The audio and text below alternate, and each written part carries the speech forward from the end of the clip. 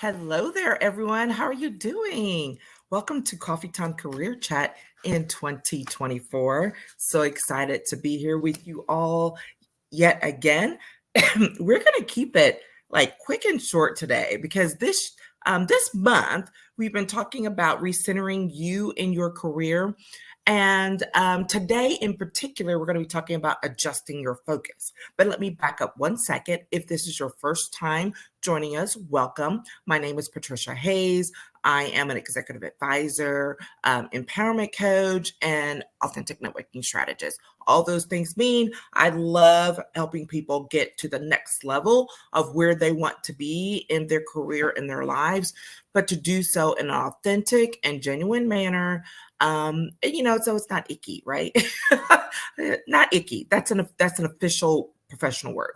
Anyway, so today, as I said, we're talking about adjusting your focus.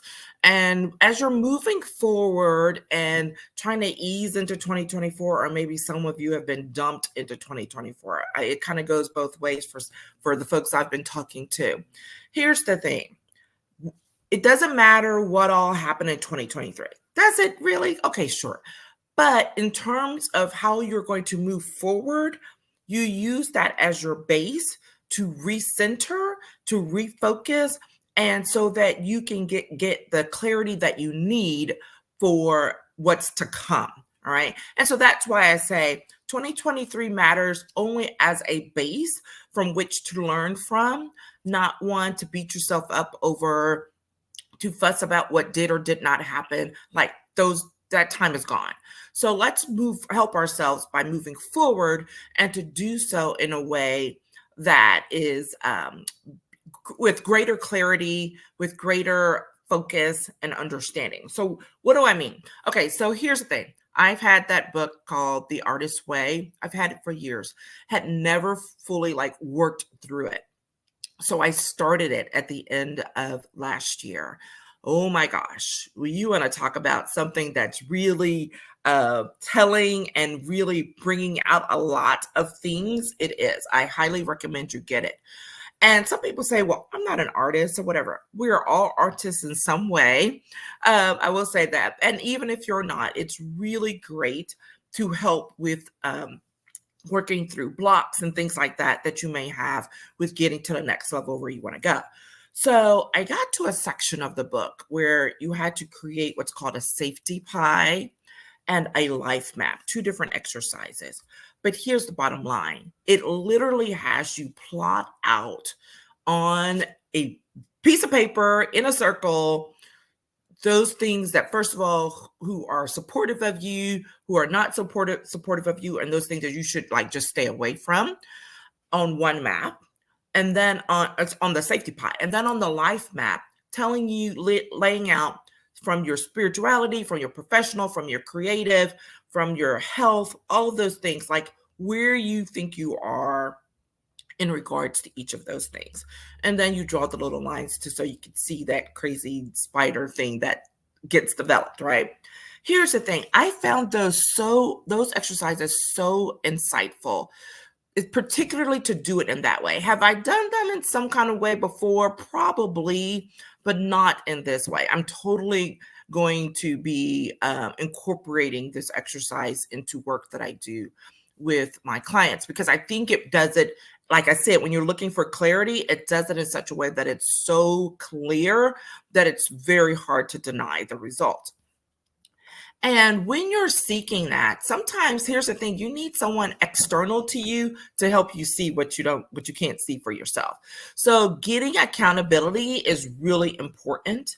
And this is not someone who's going to, say, hey, you're doing this wrong, you're doing this wrong. No, it's someone who's going to be supportive while also asking you, so why didn't you get that done? Or where are you going? Or what is your plan for this next step, right? Being accountable in itself means being supportive, at least it should mean that, as well as challenging you to continue along the road to being your best self, right?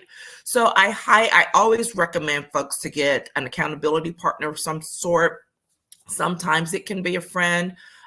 Sometimes it's a colleague. Sometimes it's just someone you've come across and you've clicked from a business perspective and you're having that conversation. But you will know. And if you have more questions, just hit me up in a DM. I'm happy to have that conversation with you. The second thing, besides gaining greater clarity when you're adjusting your focus in 2024, is you want to make sure to eliminate the excess. And what do I mean? I mean, all of those things that are really weighing you down. And sometimes they are, quote, good things, right? It's not always bad, but it means when you've taken on too many things, hello, I've been known to do that. And all of a sudden now it becomes a chore instead of something that you enjoy, right? So it can be from, quote, taking on too many, quote, good things. And there's a whole conversation about what that means when you keep over obligating yourself. Or it can truly mean those things that are weighing you down with the negativity, with the false starts, with the you can't do that. They're people, they're places, they're things, right? And I always say that there's no shortage of those. And so we have to be deliberate about taking the time to eliminate those excesses and to do so, like I said, deliberately, purposefully, consistently, because it's not really a one and done. And I'll say that again somewhere else. It's not a one and done. This is a journey. This is a process. And if you're really trying to get to the next level of who you want to be in your career, in your life, in your business, then you just have to recognize that the journey doesn't stop. It may pause for a time, but it continues. Okay. Third thing is, while you're eliminating the excess and eliminating those negative things, you also, on the flip side of that, thirdly, need to boost your support. And this is where you're very deliberate about going in and increasing the presence of those people and things that do support your goals, that do support where you're headed. And this is a part of one of those exercises as well. And it's kind of flows naturally, right? It's like when you're getting rid of negativity and excess and the things that are not supportive to you, it is really important to include those things that are supportive to you. Why? Because as you move along and increase your efforts at doing the next thing, there will be those days and those times when you're like, I don't know about this. Maybe I should not be doing this. And you do need your cheer squad. I call it your fan club, right? And you want to have access to your fan club. Again, not just because someone who's just always going to say, oh, you're so wonderful, but truly and genuinely are supportive of you, who are there to say, look, I may not understand it, but I know you can do it, right? Those are the best ones, who support you no matter what, will challenge you to continue along the road and will be there at the end, right? And so boost your support, be deliberate about it. Schedule coffees, schedule lunch, schedule a conversation with them on a regular basis, right? Go do those things that boost your energy. Go, I personally love wandering the bookstore. I find it it's just like my lifeline. I've always done it, whether it was in the library when I was young or in the bookstore as I got older. Just wandering those aisles, looking at all of the books, getting ideas, thinking, all of those things, right? I find that invigorating. Other people may love to go, for a great walk or whatever it might be.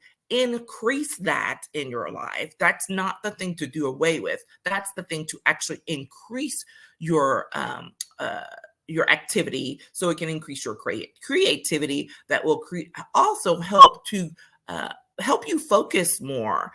Sometimes we think if we double down on something we need to get done, that's better. And that's not always better. Sometimes we really need to give our brain a break and step away and do something different so that then we can come back to the problem, the situation, the challenge with greater focus and greater clarity. Okay.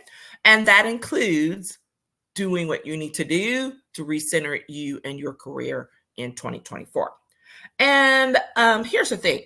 I already kind of mentioned about decreasing your obligations. And here's one of those stories that I have where, actively having to do that. And more recently, I've had to do that in the last couple of years when I realized there were things that were pulling from me and not giving. I was no longer feeling like they were giving to me, or not that they were supporting me and what I wanted to do or how I wanted to do it.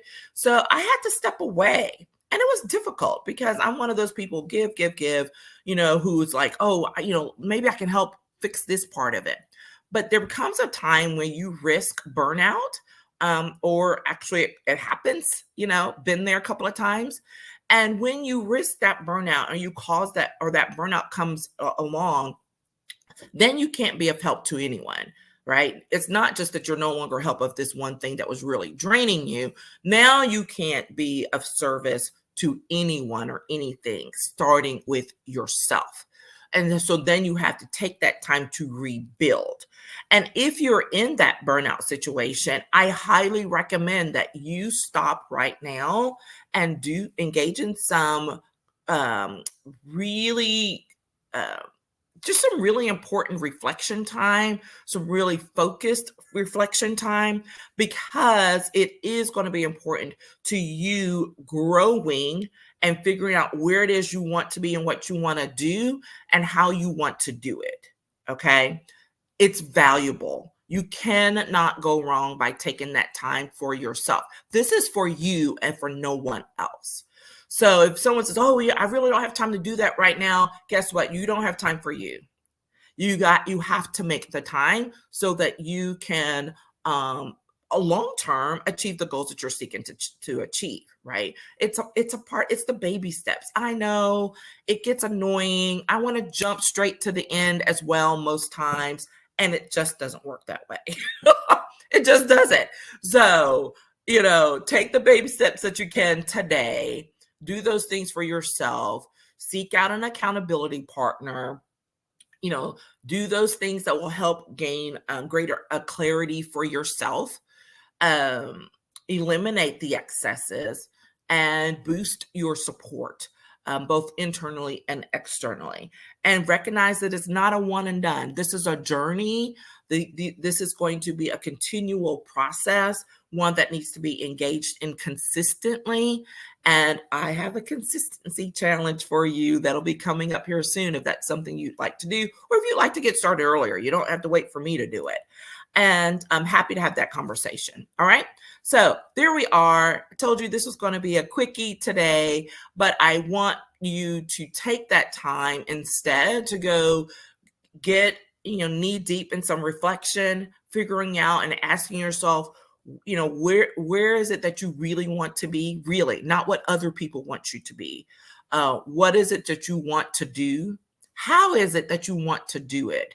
And how will you feel? What will it mean to you when you accomplish that goal? All right. Just a few prompts to help you along the way. I'll make sure and pull them out and drop them in the comments for you as well. And I hope that you have a fantastic start to your week. If you need greater support, I am here. Get on the calendar. Just hit the link in my bio, wherever you're viewing this. And there should be a link in order for you to schedule a 20-minute consultation, so we can have a chat about what it is you want to do and how you want to do it. All right. Take care, everyone. Bye-bye.